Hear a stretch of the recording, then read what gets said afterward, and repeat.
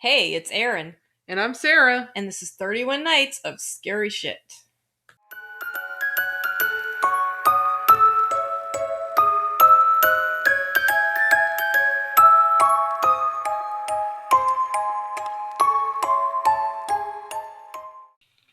Now we're recording.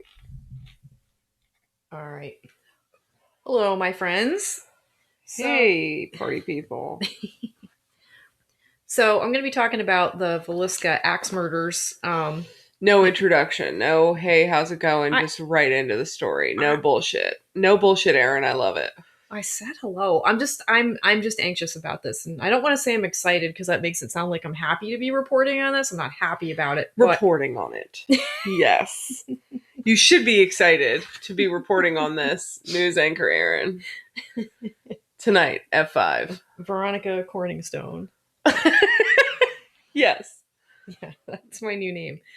Anyway, so actually this one, okay, disclaimer, because it's pretty rough because it involves the murder of children. So Oh, yeah, that's never fun. no, it's not. And I was thinking about this because Not that ever any murder No. is never fun, but no, but I think in particular, and especially this one, because I've researched this quite a bit over the last week, and I just was getting a sense of what the family was like and all that. So it's difficult to report on or discuss something so brutal that happened to kids. So the Villisca axe murder has gone unsolved for over 100 years now. So continues to be an intriguing case, I guess, especially for true crime aficionados, also paranormal investigators. So people do travel to the site of Zach Bagans. Yes, Zach Bagans. Word. That's our guy. Zach Bagans. Yeah. So yeah, These are our ghost adventures. Are we allowed to say that? Yes, because that's free publicity. Go watch it. It's on the Travel Channel. Boom. Yeah. There you go, Zach Bagans. You should pay us and / be my best friend. I would love it. If Zach Bagans were my best friend. Absolutely. Yes. Absolutely. But anyway, I'm not going to focus on the paranormal activity of the Villisca axe murder house. I'll talk a bit about it. That could be a whole nother series of a podcast. I mean, it could, but I didn't dig that deep into it other than just the general stuff. But I will talk about it. So these are the horrible details of probably one of the most gruesome, in my opinion, unsolved mass murders in history. So Villisca, Iowa, in 1912 was small, but it was pretty prosperous. It was a population of about 2,000. There were a lot of businesses in the town. It was pretty booming. Oh, well, that's good. A lot of it was due to the railroad. So it was pretty busy. But that also Wait, what year was this? 1912. Oh, yeah, there we go. Yep.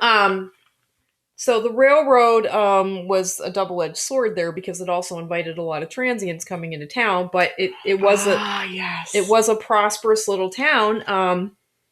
And it was much like the small town I grew up in. I think that people knew each other by sight. Oh, yeah. So as I was reading about the relationships between the Moore family, the victims of the crime, and their neighbors and the community, it reminded me of how we would all kind of like, especially at my grandma's house. So neighbors felt very safe with each other. So even when I was a kid, so my grandma and her best friend lived next door to each other, and they would just freely go into each other's homes even when they weren't there. Like, no one locked the door.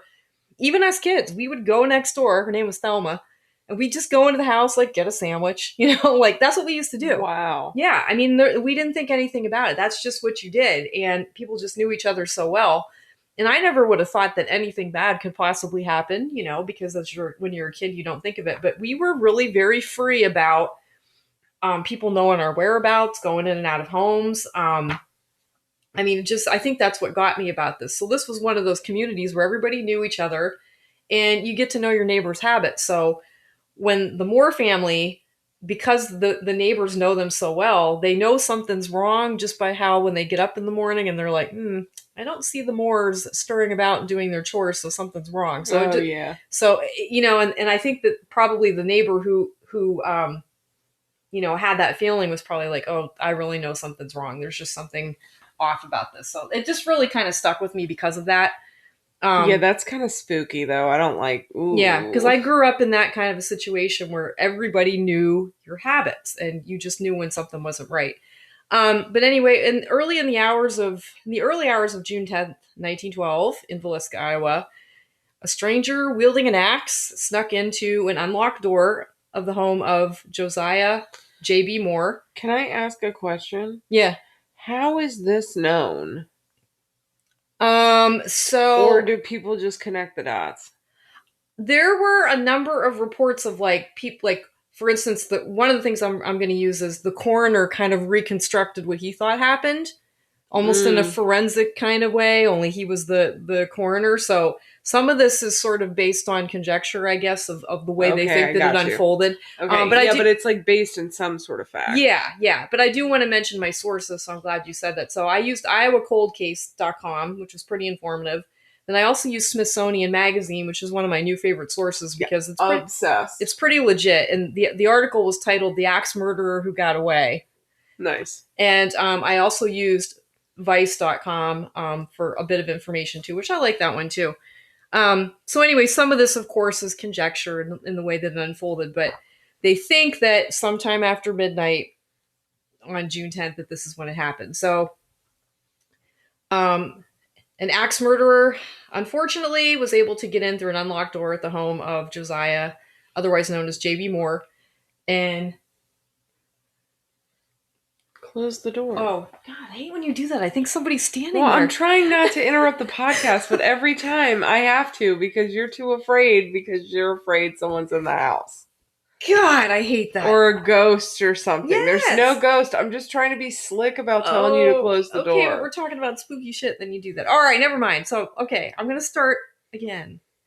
So, all 8 occupants of the home were murdered while they slept. JB was 43. His wife, Sarah, another Sarah, was 39. The Moores had 4 children. Herman was 11. Mm. Catherine, 10. Mm. Boyd, 7. No. And the youngest one, Paul, was only 5. I know. Oh And God. then I've looked at pictures of these angelic looking little children, and it's just they were really a beautiful family. I mean, it's awful. So in addition to the Moores, 2 friends of the children, Lena and Ina Stillinger. Lena was 12 and Ooh. Ina was 8. They had been invited to spend the night, so they were just having a sleepover, and they were also killed. So this crime took about a decade of investigations before really much was kind of unfolded. It is unsolved, but it took a while for them to really start arresting anybody for it. I mean, it was one You of know those. what just dawned on me? I'm sorry to interrupt. Uh, I just drank my drink so loudly and I forgot I was being recorded for like a oh. split second. So I'm gonna apologize if I just made the loudest noise because it felt really loud Well, to I me. already burped a few times. I'm not being mindful, and in my brain, We I'm just love yeah. all 2 of the people that are Yeah. listening right now. Like in my mind, I'm like, yeah, Who cares? whoever's listening will still love me. But so anyways, Love you, Mom. so on June 9th, Josiah Moore and his wife Sarah, so this is obviously before they're murdered, they took their 4 children and the 2 neighbor girls, the Stillinger girls, to the Children's Day service at their Presbyterian church. Oh yeah, I remember reading about this a while back.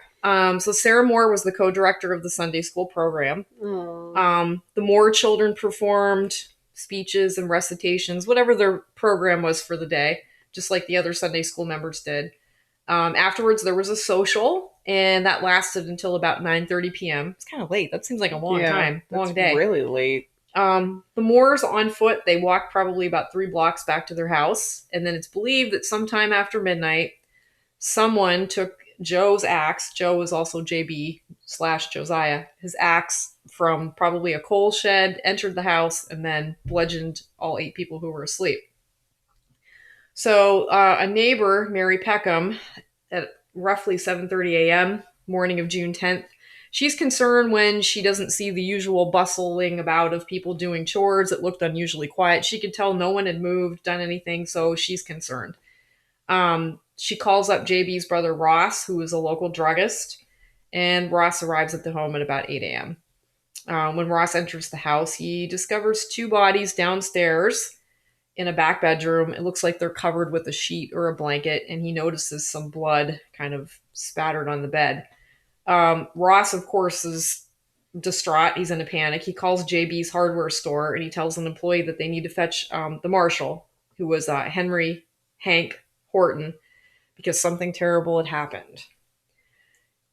So Hank arrived about 8:30 a.m. and he explained that it looked like someone had been murdered in every bed in the house. They found a partially cleaned murder weapon, and that was found leaning against a wall in the downstairs bedroom where Ina and Lena Stillinger were murdered. Now, these details get really freaking bizarre. And these are details as kind of suggested by a coroner who did a reconstruction the following day. Um, some of this is it's outrageous. So the axe man, as I said, retrieves the axe from the front yard. He takes an oil lantern or an oil lamp, removes the chimney and places that under a chair. He bends the wick in two so he can minimize the flame when he lights the lamp so that there's just this tiny little smidgen of light. So it's not going to rouse anybody because it's just tiny. It's not like he took a flashlight and was, shining it in everybody's eyes, which is a detail that later is kind of important. Supposedly, the stranger walks past the downstairs room where the Stillinger girls are sleeping. Instead, he goes upstairs first. He goes into the Moore's bedroom. He raises the axe high above his head, they think, and it causes gouging in the ceiling. So it looks like the axe, when he swung it, it made marks in the ceiling.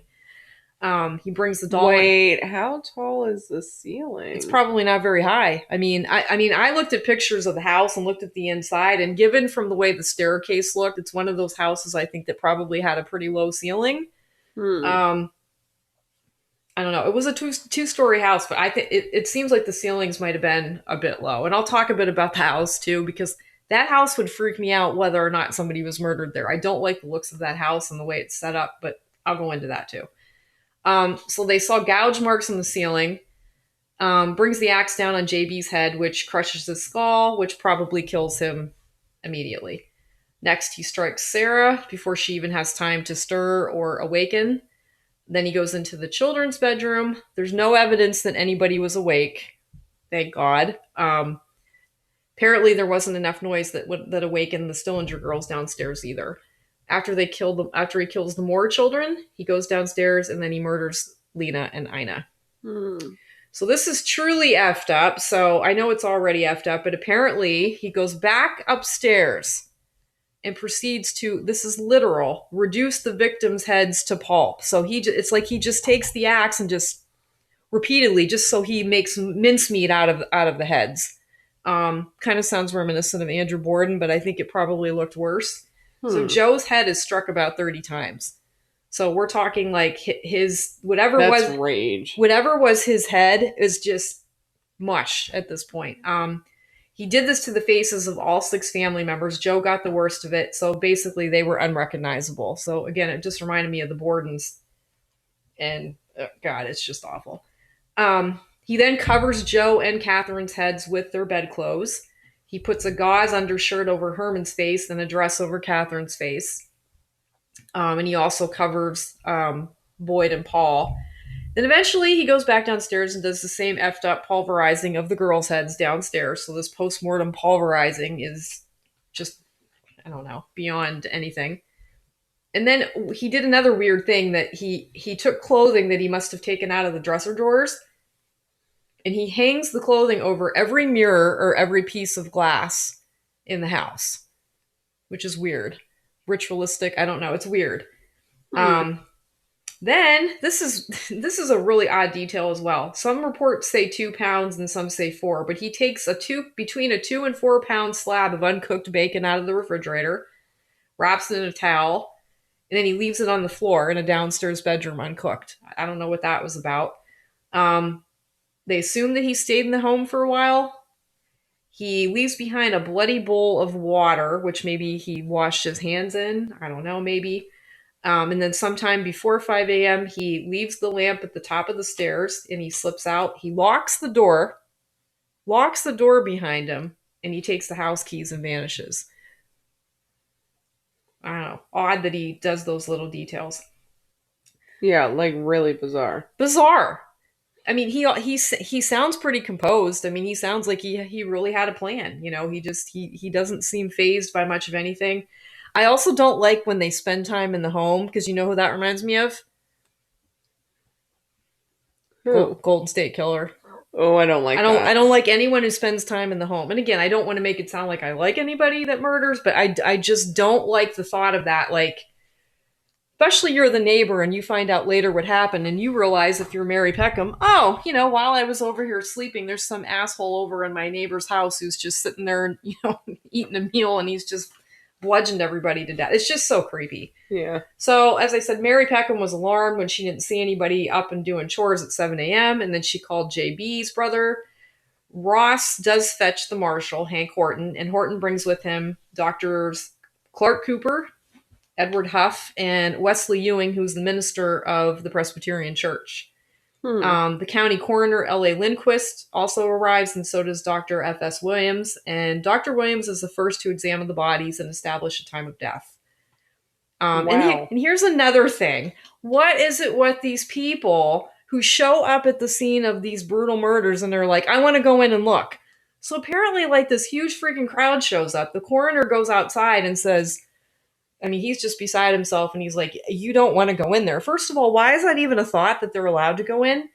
So they're like, no, we don't care. And this might be an exaggeration, but it said like 100 people went in and out of that house. Again, they're trampling through, leaving fingerprints, footprints, and then somebody apparently makes away with a fragment of Joe's skull as a keepsake. I'm like, what? What the hell? Like, it's just, I don't know. That's disturbing. Mm-hmm. So unfortunately, when they do a search for a transient killer, they don't find anybody, or at least they seem to have no sign of anybody who could have possibly done this.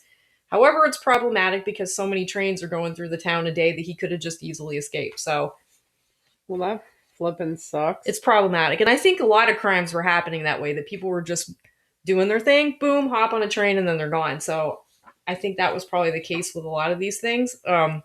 So the suspects. Frank Jones. So Frank Jones was a businessman that J.B. Moore had worked for, and he was also a state senator. So, and Frank Jones's daughter-in-law Donna was rumored to be having an affair with J.B. Moore. Oh. Yeah. So Frank Jones hated J.B. Moore because when J.B. Moore worked for him as he was like his rock star salesman, and apparently Frank was a real ball buster, and he expected JB to work 6 days a week, 7 a.m. to 11 p.m. And Holy crap. JB said no, decided he was going to go elsewhere, and he took with him their largest account, which was John Deere. So Oh. this was a farming equipment business. So Jones did not like JB moving forward. Pretty vocal, I guess, about the fact that the two of them hated each other. They used to cross the street to avoid each other, is what people said. Wow. Then there's the thing with Donna. Drama. I don't know if that was true but there was a mixed bag about Frank Jones. So it kind of became a religious divide because Frank Jones was a pretty prominent member of the Methodist Church. So all the Methodists in town were like, no, Jones is great. No, he wouldn't do this. And then all the Presbyterians in the town were like, no, Jones is guilty. So Wow. we all know what happens when we decide to make decisions based on religion or politics. So, it was one of those things where some people really probably weren't being mindful of the facts. They just kind of used their beliefs to be judgmental. But some people also felt that Jones being kind of aged, he was 57 at the time, which I know isn't really that old, and he wasn't really the type that looked like he would be powerful and swinging an axe in this manner. But they thought that maybe he wasn't above paying somebody to do it for him. So a couple of years later, there was a private detective named James Wilkerson, and he claimed that Jones had hired a hitman named William Mansfield to do the job. Interestingly, Mansfield was the prime suspect in the axe murders of his wife and her parents and his own child in Blue Island, Illinois. But Mansfield turned out to be a dead end because it was proven that he was hundreds of miles away working at the time of the murder, so he was ruled out. But another axe murderer. Too many of those at this time. Too many of these axe murders at this time. It's just crazy, and I'll get into that too. So this second suspect is a real sick twist. His name was Lynn George Jacqueline Kelly, and he was an English immigrant, a preacher, and a known sexual deviant with mental health issues. Oh, goodness. He had been in town the night of the murders, and he admitted that he had boarded a train at dawn the morning of the murders. Kelly was a tiny, tiny man. He was 5'2" and about 119 pounds. So, people were kind of like, does he have the physical capability of this? We don't know. However, there are some things about Kelly that made him look good as a suspect. He was left handed. It had been determined that the suspect was probably left handed. He was a known peeping Tom. He had been caught peeping into windows 2 days before the murders. Oh, goodness. When he was living in Winter, South Dakota, he placed an ad for a female stenographer to do, quote, confidential work. Don't like that. I don't like that. He wanted the girl to also be willing to pose as a model. So, sir. Yeah. So a young woman. Since our time, but not that simple. Yeah. So there was a girl who answered the ad, and apparently he sent her a really disgusting letter, and she actually was going to take legal action against him. Oh wow. That's not good. Yeah. Kelly attended the church service on June 9th, and some people think maybe Kelly spotted the Moore family and got a bit obsessed. Maybe he was lying in wait and spying on the Moore family that night. There was reason to think that he could have been in the barn waiting because they found a depression in a bale of hay and a knothole through which somebody could have been lying in wait and watching the house. So, also, Lena Stillinger was found without underwear and her nightgown was up past her waist. However, the doctors didn't find any evidence of sexual assault. So, anyways, it took about 5 years. So finally in 1917, though, they do arrest Kelly and they question him. A grand jury is assembled to hear evidence linking Kelly to Lena's murder. I don't know why only hers and no one else's, but that's what they were hearing evidence on. Some suspicious behavior was Kelly had sent bloody clothing to the laundry nearby in Macedonia, and there was an elderly couple that recalled seeing Kelly when he stepped off of a train at 5:19 a.m. on June 10th. And Kelly said to this couple, allegedly, some gruesome murders have just occurred in Villisca. And this was 3 hours before the Moores and the Stillingers were discovered. Oh, that does not look good at all. Doesn't. However, it looks good, but not. However, though, I think this guy might have been a bit of a mouthpiece. So he was arrested and he signed a confession stating the Lord wanted me to do this. He wanted me to take care of the children in this manner, whatever. But then he later took it back, and the couple who said that they talked to him also changed their story, said it didn't happen. So the first grand jury was a hung jury in favor of refusing to indict, and then a second panel freed him altogether. So that was the end of him as the suspect. That was the last we ever heard of it. But a lot of people thought that he looked good for it. Then there's good old convicted axe murderer Henry Lee Moore. And Henry Lee Moore was believed that he committed nearly 30 similar murders across the Midwest in 1911 and 1912. So there was a chain of murders that occurred close to railway tracks, and it extended as far apart as Rainier, Washington, and Monmouth, Illinois. These cases all resemble the Villisca cases. So there was an FBI agent named Matthew, I want to call him McConaughey, but it's not. It's McClaughry. So he worked for the Justice Department Bureau of Investigation. So he had identified a pattern of crimes that began with a family of 6 in Colorado Springs in September of 1911. Then an incident in Monmouth, even though that murder occurred with a pipe, and then one in Ellsworth, Kansas. In Puyallup, Kansas, someone murdered Roland Hudson and his wife 4 days before the Villisca killings. Mm-hmm. And McClaughry believed that the murders culminated in December 1912 with the murders of Mary Wilson and her daughter Georgia Moore in Columbia, Missouri. And that was Henry Lee Moore's mother and grandmother. Macaulay theorized that Henry Lee Moore, Georgia's son, who was a convict and with a history of violence, that he was responsible for this whole slew of murders. However, Moore, as it turned out, is not considered a good suspect anymore, so they ruled him out. He was convicted of the murders of his mother and grandmother, and he served 36 years of a life sentence, and he was paroled in 1949. The reason he killed them was over money, and he wanted the deed to the family house. So I don't know if it was like a rage killing and he just got like pissed off at them. But he was never charged with the crime. So they kind of ruled out, they didn't really think that Moore looked good for serial killing. They thought that was maybe an isolated incident of him just being enraged.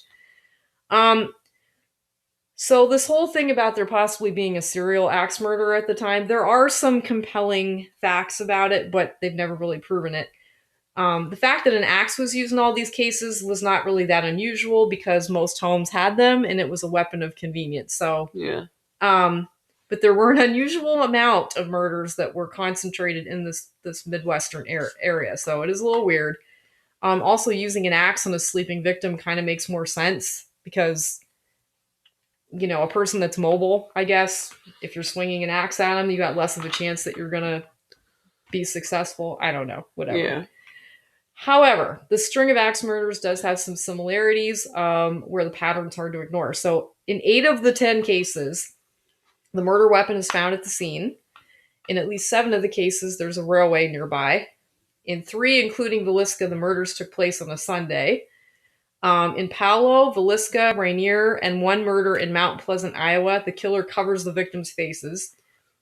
At 3 of the murder scenes, the killer had washed up at the scene. In 5 of the murder scenes, they think the killer had lingered in the homes. And then in 3 of the murder scenes, this is the weird one. 3 of the murder scenes, there were lamps that had been just taken apart in the same way that they had at the Villisca house, where the chimney had been laid aside and then the wick bent down. So that was a weird detail. And here's another odd one. In Ellsworth, Kansas, in 1911, William Showman and his wife Pauline and their 3 children were murdered. A chimneyless lamp was found, and there was also a pile of clothing covering up their telephones. Telephone. Weird. I don't know. Anyway, What? yeah, I know. It's just that's bizarre. I don't know. Maybe the person who covered the telephone was afraid that the spirits were going to communicate beyond. I don't know. But Or he was hanging out there and it kept ringing and he was annoyed. yeah. So anyway, the hauntings. So naturally, at the site of a horrific thing like this, I believe that some dark energy probably hangs on. But there has been some legitimate documentation from paranormal investigators that there's paranormal activity there. Usually coming in the form of children and toys moving around, or children Horrifying. laughing, or so mostly it centers around the scary ghosts. Yeah, mostly it centers around the children. Mm-hmm. Anyway, so Martha Lynn bought the house in 1994. She had it restored to its original 1912 condition, which means that she took out the plumbing and the electricity. And she says paranormal investigators basically come in and play with the children. You can stay at the house for around $400. I'm not about it. Thank you. I'm not about it. Here, I've looked at pictures of the house, and let me tell you, I don't like a super narrow, windy staircase, and I also don't like it if it's short and if there's a low ceiling. So I don't like the looks of that house. I don't like the staircase. So when the killer went up the stairs, he went up this weird, windy, narrow-looking staircase. And there's another thing I don't like about this. There's a hidden door in a closet that leads to the attic. It's super creepy if you look it up and look at the picture. I don't like hidden doors by any means and anywhere in a house. Yeah, I don't like that. See, my grandmother, my mom's grandmother, lived in one of these old houses, and there were all these weird hidden spaces in the house, and I did not like that even as a kid. Like, we play hide and seek, and you think it was a good idea to hide in those places, and then you just completely freak yourself out. So I don't like the house at all. And they also think the killer was hiding in that attic, and it just, God. Paranormal investigators say that this is one of the most haunted places in America. And I know we've watched different shows in which, we've seen Ghost Adventures. Yeah, Ghost Adventures for one. So all the big names in paranormal investigation, they all go to this home. And here's a weird thing that happened. I don't know how I feel about this. So in 2014, a paranormal investigator, I don't know if you heard about this, he stabbed himself in the chest when he was in the house. What? Yeah, this guy named Steve Larson from Wisconsin. So he was there with a team of people. They were outside, and he was alone in the northwest bedroom. And he calls for help on their two-way radio. And when they find him, he apparently it's a self-inflicted stab wound to his chest that occurred at approximately 12:45 a.m. Supposed time of the Villisca murders. Sounds like Amityville a little bit. Larson recovered, but didn't have much to say about it afterwards. I don't know. So I don't know how I feel about that. I don't know much about Stephen Larson, but it was pretty bad publicity for the house as a tourist site, because Martha Lynn, is that her name? Martha, yeah. Martha Lynn really didn't want the public thinking that they were automatically going to be harmed if they went into the house. So it wasn't really cool for them as far as a tourist attraction. Again, I didn't want to focus on the hauntings. I'm sure that there's much more to be talked about there, but I thought the murder part of it was probably more important to tell, and that's what I researched mostly. Yeah. I don't want to get caught up in the spookiness of it and but because it's scary enough. yeah, yeah. And I don't want to be disrespectful to the dead. Again, I mean, No. we're not being disrespectful by being interested, but let's face it, we all like a good haunting, a good ghost story. But this story is just too raw and too real, actually, when I was researching it. So at the end of the day, that house gives me the freaking willies anyway. I'm not even sure I would go there during the day. I don't. You. But any theories or thoughts on any of those people as the killer? I'm not sure. I'm not sure either. Some of them seem good for it, but then some of them it's like a stretch. Yeah. Yeah. It's just, and then some of them you could like justify both ways. Uh-huh. I personally feel like none of them are responsible, that it probably, unfortunately, was a transient, and I think a lot of crimes went unsolved because of it, because it was just so easy for them to do. Well, yeah, no shit. And ride the rails, right? That's what it is? Yeah, and hey, it's possible that there was a serial killer, of course, it's always a possibility, but I mean, I just, at this point, they're not gonna be able to prove that now, which it's is just a weird coincidence, I guess. Yeah. But how crazy that, I mean, there were a lot of freaking axe murdering incidents at this time. I mean, it's just like, really? Chock full of axe murderers. Yeah, all concentrated in that area. It's like, I don't know. I mean, I get it because people had axes, whatever. I mean, it's I don't know. Yeah. But anyway, so that was just common to have axes about. Well, like wasn't there another story we did where they were like, they had Lizzie Borden, they had multiple axes. They had 4. Remember, they had an axe for every occasion. For every occasion. One was for chickens, and there was an axe for murdering whole families. There was an axe for murdering just your parents. Not that I'm saying Lizzie Borden did it, just there was an axe that did kill her parents. Yeah. Not that it was her, Lizzie. Well, I'm just saying nothing good ever comes from any home in which there is an axe. I just feel like you're asking for trouble. Something's going to go down. I don't want any part of it. So ain't nobody got time for that kind of shit, man. But yeah, so that was a horrific story. Yeah, it pretty much is like very sad, but fascinating. And so many people are still doing reports on this. I mean, there's tons of podcasts on this. People are writing books about it, which is good. They're keeping it alive. They're not any closer to finding who did it. Probably never will be. But this is a big phenomenon that people are they're really interested in this. Yeah, because it's fucking bizarre. It is bizarre, and it's really human. You just kind of go, oh my god, this family that's just like how my family was, and yeah. So yeah, wow, that was pretty awesome. Don't you think? I think it was. It's pretty awesome. Well, in terms of murder and my reporting, yeah, maybe it was. I meant your reporting was awesome. Thank you. It was an awesome retelling. Thank you. Of a story. You did it very well. You're welcome. Thank you. You're welcome. That's how I give someone a compliment. I give them the compliment and then I look them dead in the face. You're welcome. And then she proceeds to punch me in the face after when... I did not punch you in the face. Well, not there was punching. Well, not while we're still recording. Not while people are watching. Or watching, listening. Listening. I could have killed you. You could have. Now I really can't because it's being recorded. Yes, you have really... I mean, it's not like it's live. I mean, I could edit it out. It's true, but you've ruined your chances now. But I could still murder you. We're recording. I really don't want the FBI showing up here. I mean, for no good reason. I just feel like it needs to be taken out. Yeah, probably. No, we're going to leave it in. We're going to leave it in. Anyway, so if you want to... maybe send us a suggestion for a fun story, not like a fun story, but like a spooky story. Maybe not one where whole families are murdered. I mean, because we'd like some variety. We'd like some variety. Maybe, good ghost story, maybe a like spooky graveyard story. Or an unsolved case you know Ooh. about in your town, or Oh yeah, we that'd love be fun. we love an unsolved case. We do. Yeah. It is infuriating, but it is Yes. kind of like hopeful that it could be solved one day. Yes. Some of them anyway. So, if you want to send us those kinds of things or, tell us how awesome we are, send an email to 31 nights of scary shit at gmail.com.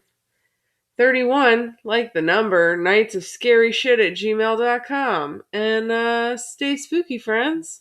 Thanks for listening, friends. Bye.